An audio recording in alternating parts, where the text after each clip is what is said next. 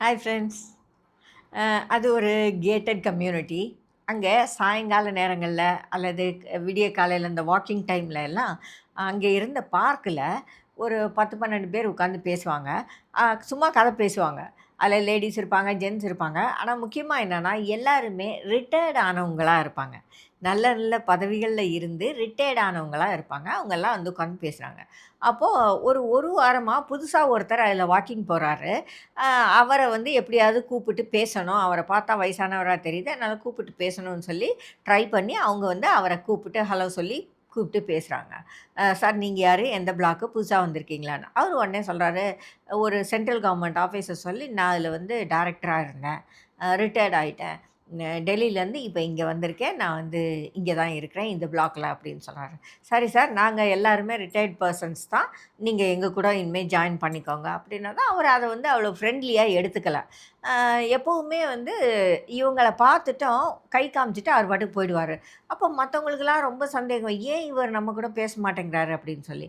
அடுத்தாப்புல ஒரு தடவ கட்டாயப்படுத்தி கூப்பிட்டப்ப, ம் நான் எனக்கு இதுக்கெல்லாம் டைம் கிடையாது. நான் வந்து அந்த பொசிஷன்ல இருந்தேன் பார்த்தீங்களா, எனக்கு வந்து என்னுடைய ரேஞ்ச் ஆட்களே இங்க இல்ல. அப்படிங்கிற மாதிரி அவர் சொல்லிட்டாரு. அப்ப டக்குனு அதுல இருந்த ஒருத்தர் சொன்னாரு, "அ இங்க இந்த குரூப் வந்து எல்லாருமே ஏதேதோ வேலைகள்ல இருந்தவங்க தான். ஆனா இன்னைக்கு நமக்கான அடையாளம், நம்ம ரிட்டயர்ட் ஆன ஆட்கள், வயதானவர்கள், ரிட்டயர்ட் ஆன ஆட்கள்." அப்படின்னு சொன்னாரு. அவரு சொன்னவர் வந்து பேங்க்குடைய மேனேஜரா இருந்தவரு. அப்படி சொன்னதும் இவருக்கு ரொம்ப கோவம் வந்துருச்சு. டக்குன்னு எந்திரிச்சு போயிட்டாரு. உண்மையில என்னன்னா, பல நேரங்கள்ல நம்மளுடைய அ அடையாளங்கள் நம்மள ரொம்ப கஷ்டப்படுத்துது. நம்மள எல்லாரோடையும் சேர விடாம தடுக்குது. நாமளா நெனைக்கிறோம், நாம வந்து இப்படி, நாம அது, நம்ம இது அப்படின்னு நம்ம சொல்றோம். எல்லாரும் சாதாரண மனிதர்கள் தான். நம்மளுடைய வேலைகள் எல்லாமே நமக்கான அடையாளங்கள் தான், இல்லைன்னு சொல்லல. ஆனால் அது மட்டுமே நம்மளுடைய அடையாளம் கிடையாது. இல்லையா? ரிட்டயர்டான நான் ஒரு ரிட்டயர்டு பேங்க் ஆஃபீசர்ன்னு சொல்றது தப்பு இல்ல.